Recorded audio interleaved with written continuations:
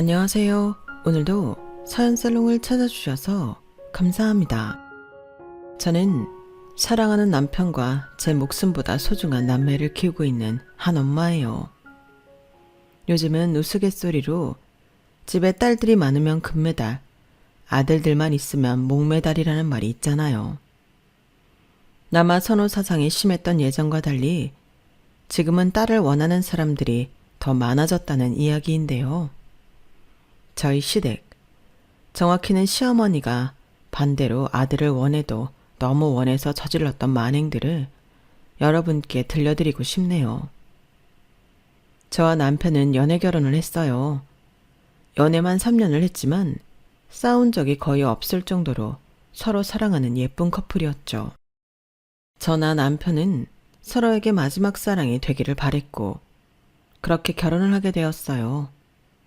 결혼 후에도 행복한 신혼 생활이 계속되었고 그동안 둘만의 시간을 너무 즐기고 싶었어요.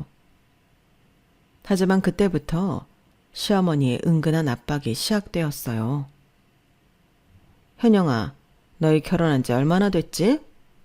4개월 정도 됐어요. 그래, 그렇구나. 슬슬 준비는 하고 있는 거지? 준비요?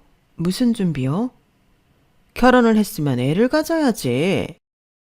아, 저희 신혼 시간을 좀 더 갖다가 임신할까 했는데. 신혼 즐기는 거 그거 다 의미 없다. 애 태어나면 신혼 재밌다는 얘기 쏙 들어갈걸? 아, 네. 보은이랑 얘기해서 얼른 임신 준비해. 나도 이제 할머니 소리 듣고 싶어. 내 친구들 만나기만 하면 손주들 사진 자랑하느라 얼마나 난리라고. 네, 보은 씨랑 조금 더 이야기해 볼게요. 처음에는 정말 아이를 좋아하시고 빨리 손주를 안고 싶으신가 보다 하고 이해하려 했는데 그 압박 횟수나 정도가 갈수록 부담스러워졌어요. 보은 씨, 오늘 어머님한테 또 전화 왔었어. 또 얘기하셔? 뭐 한 달에 한 번씩 꼬박꼬박 임신 됐냐 안 됐냐 여쭤보시니까 뭔가 민망하기도 하고 좀 부담스럽기도 하고 그래. 내가 엄마한테 제발 그런 전화 하지 말라고 지난번에도 그 난리를 쳤는데 내 말을 그냥 귓등으로 들으시는 건가? 이제는 이번 달 배란 일이 언제냐까지 챙기신다니까? 미안해 현영아. 내가 엄마한테 다시 한번 이야기할게. 부탁해. 남편도 나름 본인이 할 수 있는 역할을 하고 있었어요. 시어머니에게 그러지 말라고 윽박도 질러보고 협박도 했지만 도통 먹히지를 않더군요. 남편의 노력을 알고 있었기에 저 역시 남편에게만 모든 것을 밀어둘 수만은 없었죠. 그러다 정말 제가 아이를 갖게 되었어요. 결혼한 지 딱 1년 만이었죠. 저희는 이 기쁜 소식을 양가에 알렸어요. 장인어른 장모님, 현영이 임신했습니다. 정말? 우리 딸이 아기 엄마가 된다고? 세상에, 너무 축하해. 아, 주책맞게 눈물부터 나오네. 엄마, 아직도 안 믿겨. 내 뱃속에 아이가 자란다니. 그래, 현영아. 엄마가 너 임신했을 때도 그런 느낌이었어. 우리 딸 너무 창하다. 고생했어. 이제 시작인데 뭐. 나 잘할 수 있겠지, 엄마? 그럼 엄마가 많이 도와줄게. 아기도 아기지만 현영이 네가 편하고 좋아야 돼. 좋은 생각 많이 하고 좋은 거 많이 먹고 그렇게 지내야 돼. 알았지? 저희 부모님은 너무 기뻐하시면서도 저를 걱정해 주셨어요. 하지만 시어머니의 반응은 완전 예상 밖이었죠. 어머님, 저 드디어 아기 가졌어요. 어머머머머, 그게 진짜야? 드디어 우리 손자가 왔구나. 네? 손자요? 아직 성별은 모르는데. 지금부터 기도 열심히 드리고 계속 뱃속의 아기는 아들이다, 아들이다. 이렇게 마음속으로 생각해야 돼. 그러면 무조건 손자 나온다. 어머니는 딸보다 아들을 원하셨던 거예요? 얘는 당연하지. 난 무조건 손자 원하지. 집에 아들이 있어야 잘 돌아가고 복도 들어오는 거야. 너 어디 가서 딸 낳고 싶다는 헛소리 절대로 하고 다니지 말어라. 저는 너무 황당했어요. 그렇게 손주 하면서 노래를 불렀는데 막상 아이가 생겼다고 하니 무조건 아들이어야 한다고 단호하게 말하는 시어머니가 이상했죠. 저는 퇴근한 남편에게 시어머니와 전화통화한 이야기를 했어요. 엄마 또 시작이네. 나랑 보영이한테 그렇게 했으면 됐지. 아직도 아들 운운하시네. 자기랑 아가씨?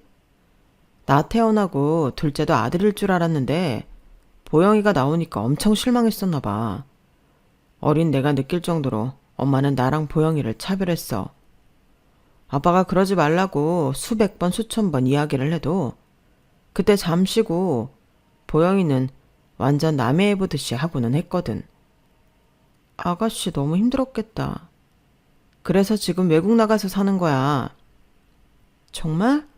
어머니 때문에 그런 거였어? 그런 일이 있었구나. 사실 남편에게는 3살 차이 나는 여동생이 하나 있었어요. 하지만 고등학교를 졸업하자마자 자기 힘으로 외국에서 살겠다며 한국을 떠났다고 하더군요. 지금은 영국에 정착해 결혼도 하고 가정도 꾸려서 잘 살고 있지만 한국은 정말 가뭄에 콩나듯이 들어왔어요. 남편과 3년 넘게 연애하는 동안 저는 아가씨라는 사람을 딱 한 번 본 것이 다일 정도니까요. 물론 저희 결혼식에도 아가씨 가족들은 아무도 참석하지 않았죠. 그러고 보니 연락도 자주 하지 않는 것 같았어요. 저는 그냥 아가씨는 외국 생활이 몸에 맞나 보다 라고 생각했었는데 한국을 떠난 것 자체가 시어머니한테 차별받고 지긋지긋해서 나간 것이라고는 상상도 못했었죠. 오죽했으면 딸이 고등학교를 졸업하고 바로 떠났을까 생각하니 아가씨가 안타깝게 느껴지더군요. 어떻게 차별하셨는데? 먹는 걸로? 용돈? 그런 차원의 차별이 아니었어. 그냥 인간적으로 무시하고 자존감을 뭉개는 말도 많이 하고 그랬거든. 그냥 딸이라서? 진짜 그냥 딸이라서. 그래서 보영이는 철도 빨리 들었지만 엄마라면 이를 박박 갈기도 했어. 좋은 기억이 하나도 없을 거야. 아버님이나 자기가 옆에서 안 말렸어? 안 말렸겠어. 아빠가 엄마한테 이혼하겠다고 한 것만 정말 수십 번이야. 나도 괜히 보영이한테 미안해서 엄마가 그러지 않았으면 좋겠다고 하면 또 엄마는 내가 착하고 보영이가 독해서 그런 거라고. 또 화살이 보영이한테 날아가니까 가만히 있어주는 게 도와주는 것이었지. 보영이뿐만 아니라 우리 가족 모두 스트레스 많이 받았어. 그랬구나. 아가씨 왠지 짠하네. 나는 아가씨가 외국에 있으니까 자기한테 더 잘해주시는 거라고 생각했는데 그게 아니었구나. 그런데 우리 아기 딸이면 어머님이 엄청 미워하시는 거 아니야? 걔가 아빠인데 이제 할머니가 뭐라고 하면 안 되지. 걱정하지 마. 내가 중간에서 잘 하도록 할게. 남편과 아가씨 이야기를 듣고 나니 저는 괜히 걱정이 되더군요. 평소에 시어머니가 남편을 좀 더 애틋하게 챙긴다는 느낌은 있었지만 그것도 남편이 많이 자제시킨 거였다니. 문제는 그 다음 날부터였어요. 시어머니는 하루에도 몇 번이나 연락을 해왔죠. 네, 어머니. 집에 있는 보리차 싹 다 버리렴. 보리차를요? 갑자기 왜요? 보리차가 딸을 부를 수 있다고 하더라. 그거 대신 녹차나 우롱차를 주로 마셔야 아들이 태어난대. 네? 저는 살면서 그런 얘기를 한 번도 들어본 적이 없는데. 그리고 오히려 녹차가 카페인이 있어서 임산부한테는 더 안 좋아요.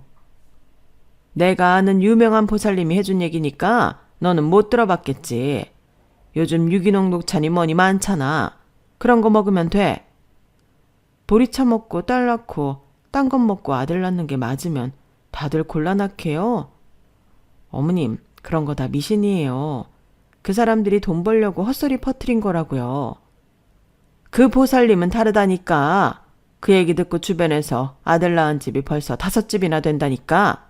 아무튼 보리차 당장 가져다 버려. 그 뒤로도 시어머니는 주변의 모든 것에 성별을 붙여가며 가리라고 하더군요. 처음에는 그냥 그러려니 하고 대수롭지 않게 생각했던 저도 슬슬 짜증이 나기 시작했어요. 그러다 정말 화가 나는 사건이 있었어요. 현영아, 날씨도 좋은데 이따 나오렴. 내가 맛있는 거 사줄게. 솔직히 시어머니와 밥 먹으면서 또 아들 이야기를 내내 들을 거라고 생각하니 벌써 체한 느낌이었지만 이미 그전부터 몇 번이나 식사 약속을 거절한 상태여서 그날은 어쩔 수 없이 나가게 되었어요. 현영아, 이것도 좀 먹어봐. 너무 맛있다. 네, 어머님 많이 드세요. 그날따라 요리를 제 접시에 올려주며 친절하게 대하는 시어머니가 좀 낯설었어요.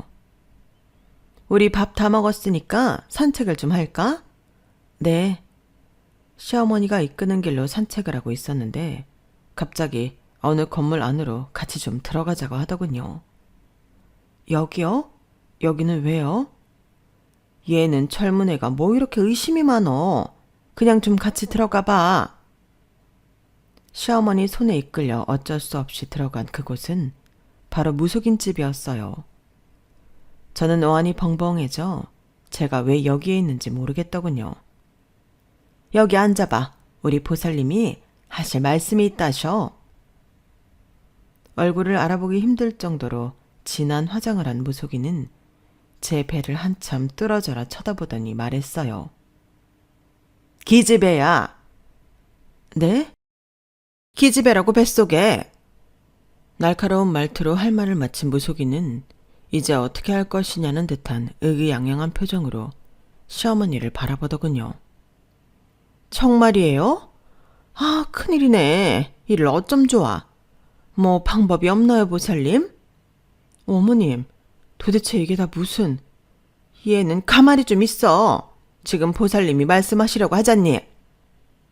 순간 제 뱃속에 아이 성별이 딸이라는 것을 안 시어머니는 방금 음식을 제 밥 위에 올려주던 그 사람과는 완전히 다른 사람이 되어 있었어요. 방법이야 있지. 신령님한테 열심히 기도해야지. 정말 열심히 기도하면 아들로 바꿀 수 있나요? 거기가 백날 기도해 봤자지. 내가 해야 신령님이 들어주시지. 보살님 제발 부탁드립니다. 돈이야 제가 어떻게든 마련해 올 테니 제발 우리 손자가 뭐 하나 달고 무사히만 태어나게 해주세요. 제발. 저는 옆에서 보고 있자니 정말 토할 것 같았어요. 종교도 없다던 시어머니가 갑자기 이런 곳에 빠져서 저 무속인 말만 믿고 돈을 가져다 주려고 하다니 기가 막히다 못해 화까지 다 나더군요. 어머니, 죄송하지만 저 먼저 가볼게요. 저는 자리를 박차고 일어났어요. 예, 현영아. 잠깐만 내 얘기 좀 들어봐. 신발도 못 신고 방에서 뛰쳐나온 시어머니는 제 팔을 힘겹게 잡고 얘기했어요. 저분이 신기가 진짜 엄청난 분이래. 눈으로 네 배만 보고도 지금 딸이라고 그러잖니. 그런데 저분이 기도빨이 또 끝내주게 좋아서 성별을 바꿔달라고 기도해주면 그게 또 100% 바뀐단다. 어머니, 도대체 왜 그러세요? 저 사람 말만 믿고 제 뱃속에 아기가 딸인지 아들인지 어떻게 아냐고요? 아니, 딸이든 아들이든 그게 뭐가 중요한데요? 신도 못 바꾸는 걸 저 사람이 뭐라고 애기 성별을 바꿔준다고 하냐고요? 어머님, 진짜 도대체 왜 그러세요? 성별이 뭐든 저는 그냥 이 애기가 다 소중해요. 제발 그만하세요. 저는 시어머니 앞에서 소리를 질렀어요.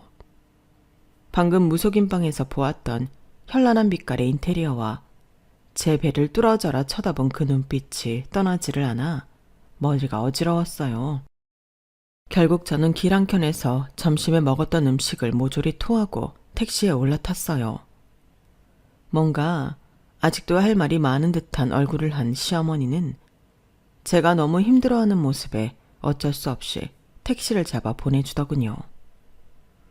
제 전화에 놀라 한 걸음에 달려온 남편에게 오늘 있었던 이야기를 모두 꺼냈고, 화가 잔뜩 난 남편은 곧잘 시댁으로 향했어요.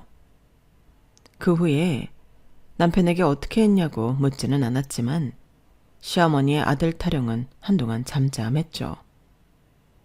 그 일이 있고 2주 정도 지난 뒤 집에 택배가 하나씩 도착하기 시작했어요. 신생아 베넷저고리부터 신발, 모자, 모빌, 장난감, 애기 침대, 유모차까지 하루에 몇 개씩 택배 기사분이 저희 집 문을 두드렸어요. 또 어머님이 보내신 거네. 상자들을 열어본 저는 더 한숨이 나왔어요. 아기 용품들이 죄다 파란색, 남색, 밀리터리색 이런 것들 뿐이었거든요. 애기 것인데 이런 색을 일부러 구하려고 해도 못 구하겠네. 저는 투덜거리며 택배 상자들을 다 뜯지도 않고 방 한 구석에 처박아 두었어요. 며칠 뒤 시어머니에게 다시 야금야금 연락이 오더군요. 현영아, 혹시 택배들 갔니? 네. 지난번 일도 내가 미안하고 너희 돈이라도 좀 아끼라고 내가 그냥 알아서 몇 개 사보냈는데 괜찮니? 네. 뭐 그냥 애기들 금방 크니까 별로 못 입고 못 갖고 놀 거야. 너무 비싼 것들 아니니까 부담 갖지 말고 그냥 편하게 쓰다 버려. 네, 그런데 색이 전부 시퍼런둥둥하네요. 내가 그런 푸른 계열색을 좋아하거든. 잠깐씩 쓰는 거니까 색깔 연연해 말고 잘 써. 저는 억지로 고맙다는 말을 하고 전화를 끊었어요. 시어머니는 끝까지 아들이길 바래서 파란색 계열로 샀다는 말을 하지 않더군요. 저는 더 화가 났어요. 그 후로 5개월이 지날 무렵 병원에서 드디어 아기의 성별을 알려주었어요. 축하드려요. 예쁜 공주님이네요. 저와 남편은 둘 다 눈물을 흘리며 좋아했어요. 하지만 갑자기 이 이야기를 들은 시어머니는 어떻게 반응하실까 하는 걱정도 동시에 들더군요. 아니나 다를까 아이가 딸이라는 소리를 듣자마자 시아버지는 너무 좋아하셨어요. 그 반대로 시어머니는 짜증 섞인 목소리로 투덜대더군요. 딸이라니, 내가 얼마나 투자를 했는데. 아, 짜증나. 무슨 투자를 했다는 것인지 당시에는 알지 못했지만 그 후 몇 년이 지난 후에야 알게 된 사실이 있었어요. 시어머니는 결국 거액의 돈을 그 무속인에게 쥐어주고는 기도며 부적이며 할 수 있는 것은 다 했다고 하더군요. 하지만 태어난 것이 딸이라는 것을 알고 따지러 가지기도 전에 그 무속인은 모든 돈을 받고 잠적했고 시어머니도 돈을 떼이고 만 것이에요. 시아버지도 정확히 얼마를 준 건지 알 수 없었다고 하셨지만 제 생각에는 못해도 1,000만 원 단위를 주었던 것 같아요. 그러고 모든 원망을 제게 쏟아냈겠죠. 그 후 시어머니는 단 한 번도 제게 연락을 하지 않았고 저는 오히려 그 상황이 너무 좋았어요. 출산하고 다음 날 시아버지가 한 걸음에 달려오셨고 그 뒤를 못마땅한 얼굴을 한 시어머니가 서 있더군요. 당신 뭐해? 이리 와서 우리 손녀 좀 봐. 아이고 하품하네. 귀여워라. 예상은 했지만 시어머니는 정말 애기에게 눈길 한번 주지 않더군요. 괜히 애꿎은 허공만 멀뚱히 응시하고 있었어요. 당신이나 실컷 보고 와요. 난 먼저 갈라니까. 소녀를 마주하고 실실 웃는 시아버지가 못마땅한지 결국 시어머니는 혼자 휑하니 가버렸어요.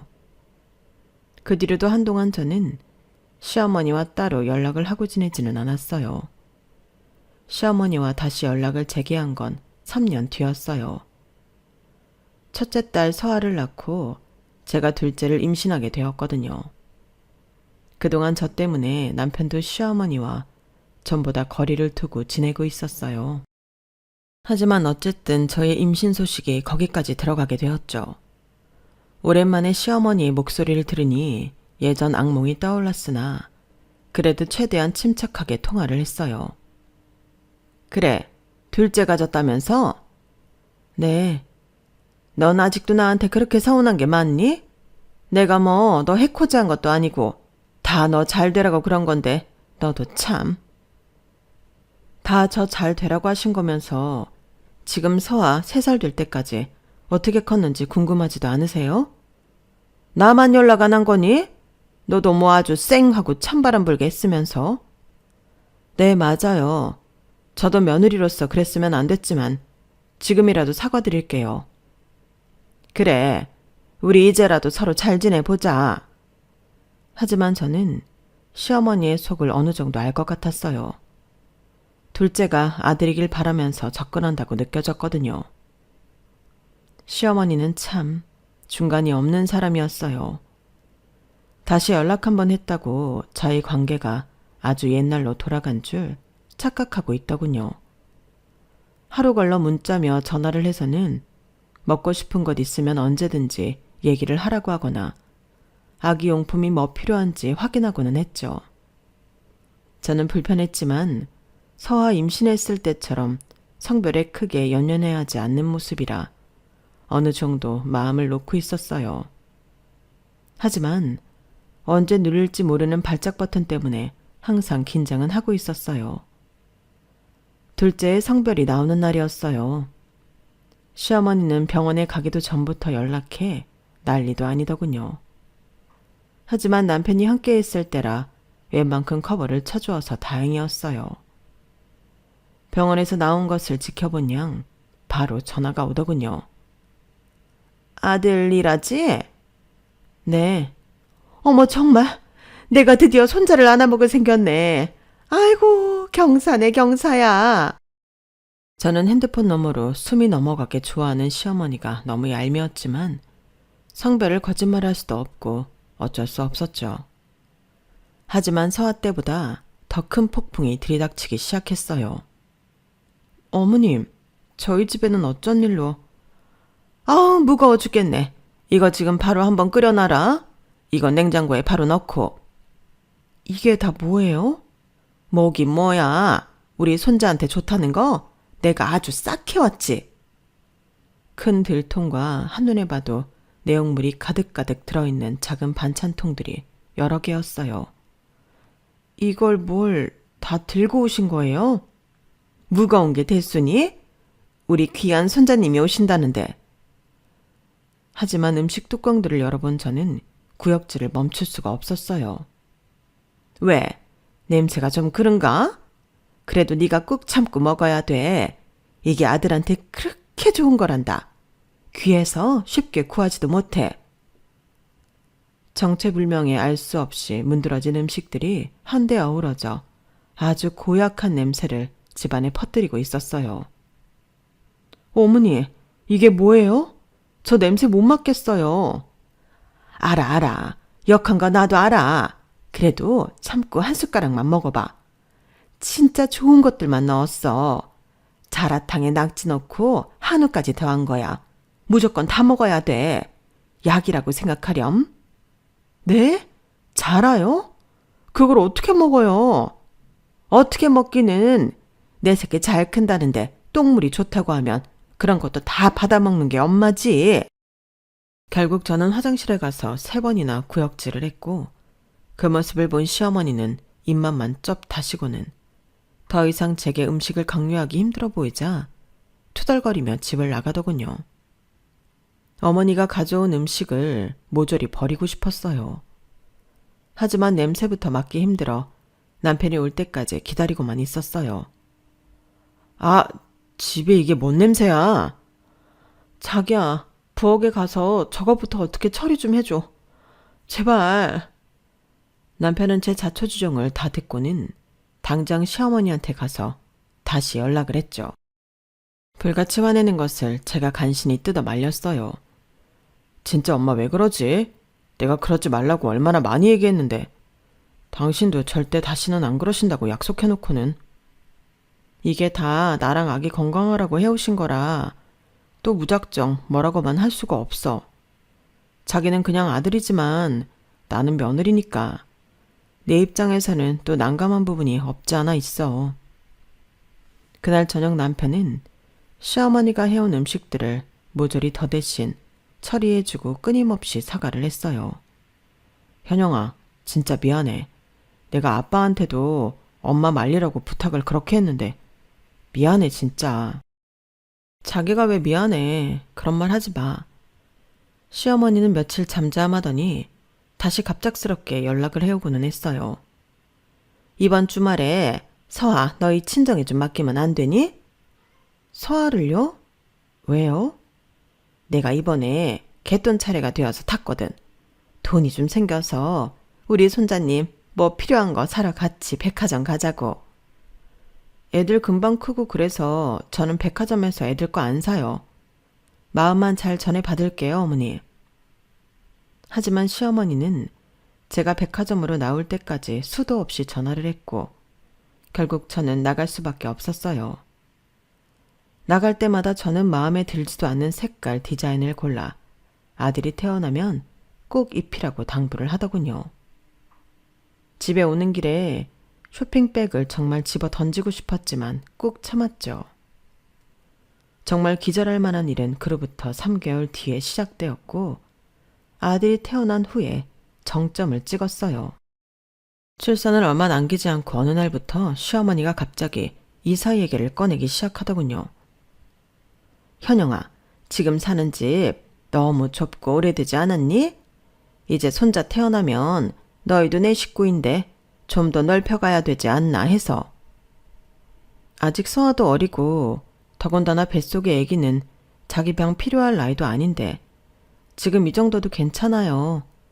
보은 씨 아침에 출퇴근하러 가기도 편하고 저도 딱히 불편한 점은 없어서요. 애기 막상 나오면 얘기가 달라질 텐데. 저와 남편은 괜찮다는데 시어머니가 괜히 저희 집에 트집을 잡아대는 느낌이었어요. 저는 의아했지만 그냥 또 뱃속에 아기가 살기 좁은 것 같다는 이상한 말을 할까봐 이사 같은 건 생각하지 않는다고 딱 잘라 말했죠.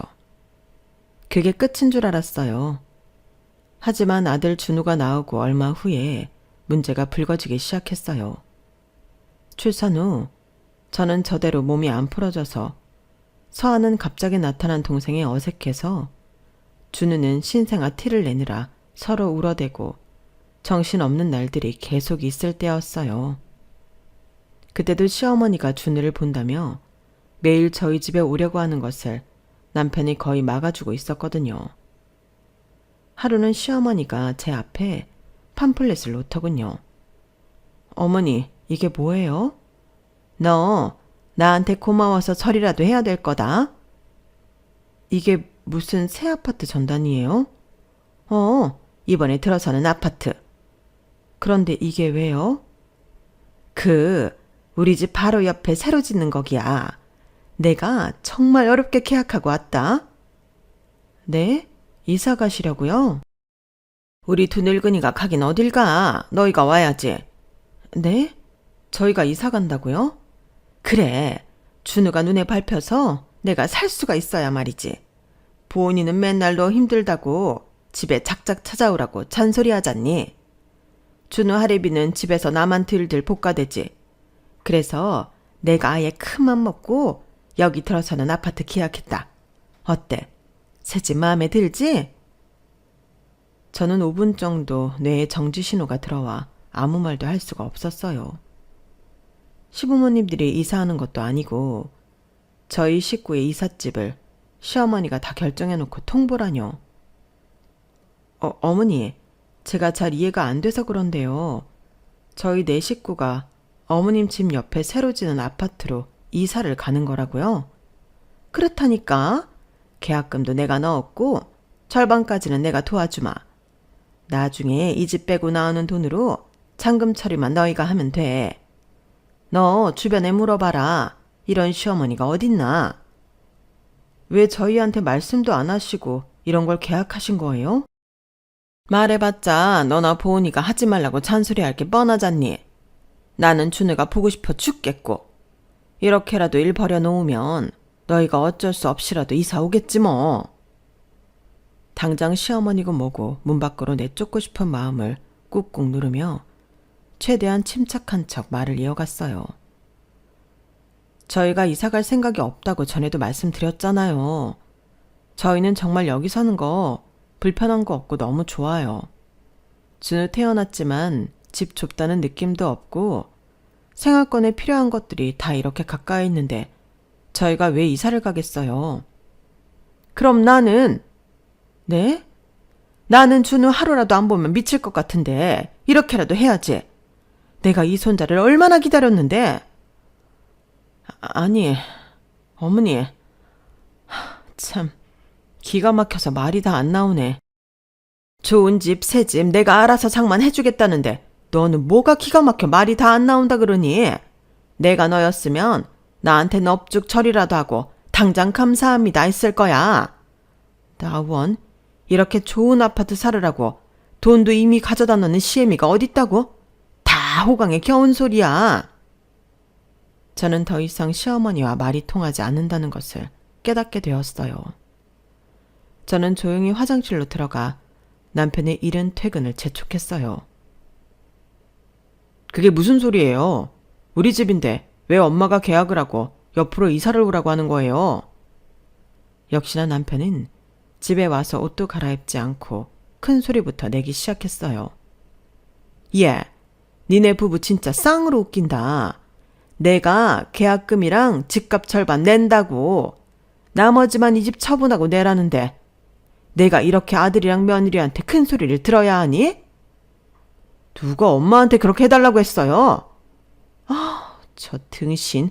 현영이랑 살더니 쟤도 완전히 머저리 다 됐네. 니네 젊은 애들이 머리가 그렇게 안 돌아가? 니네가 그 몇 억을 쉽게 모을 수가 있을 것 같아? 그래서 이 부모가 해주겠다는 거잖아.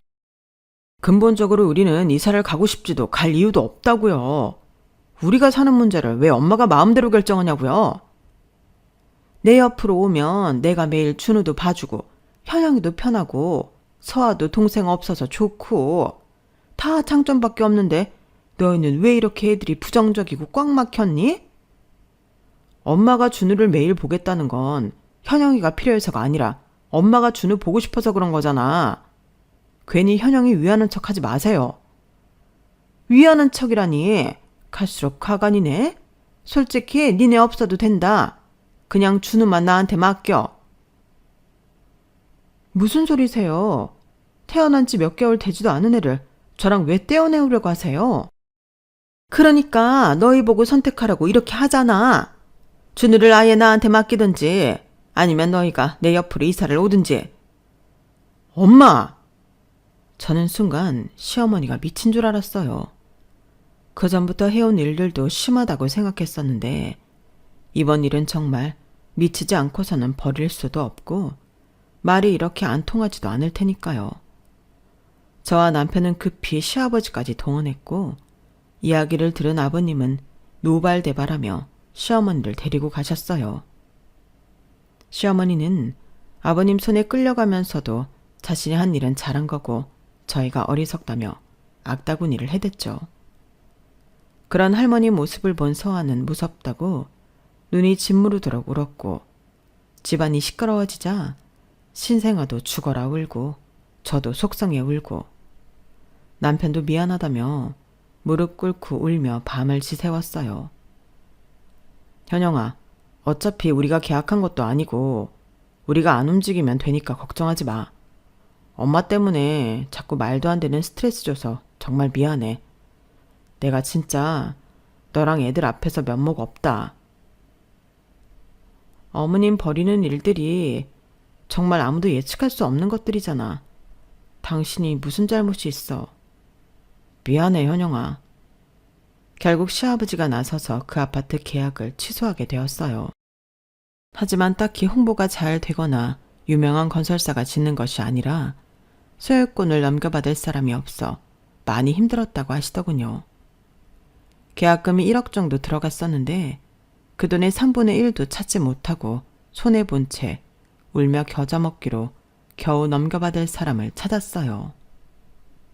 이 일로 경제권은 완전히 시아버지에게 넘어갔고 시어머니는 24시간 자신의 위치를 보고해야 하는 상황까지 되어버렸죠. 당연히 시어머니의 불만은 하늘을 찌를 듯이 엄청났고 이제는 제게도 막말을 서슴없이 던지고는 했어요. 저는 정말 시댁과 인연을 끊고 살고 싶었지만 한편으로는 남편의 부모이기도 한데 제가 함부로 그럴 수가 없더군요.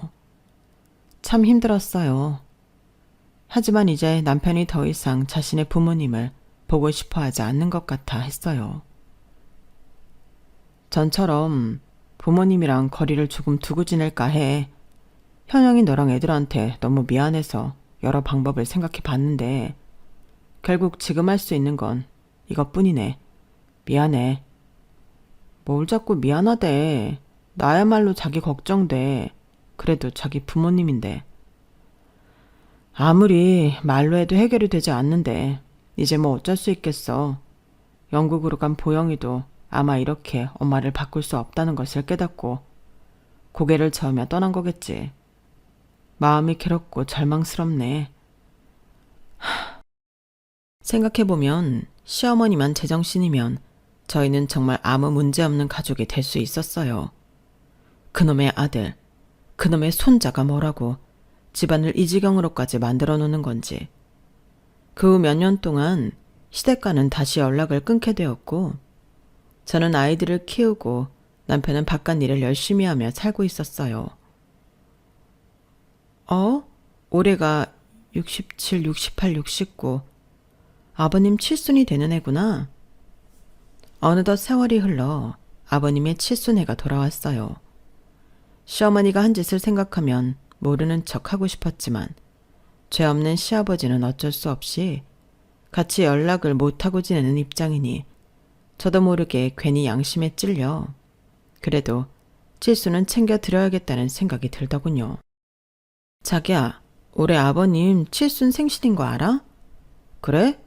그런데 뭐 어쩔 수 없지. 아가씨도 영국에서 안 나온 지 꽤 됐잖아.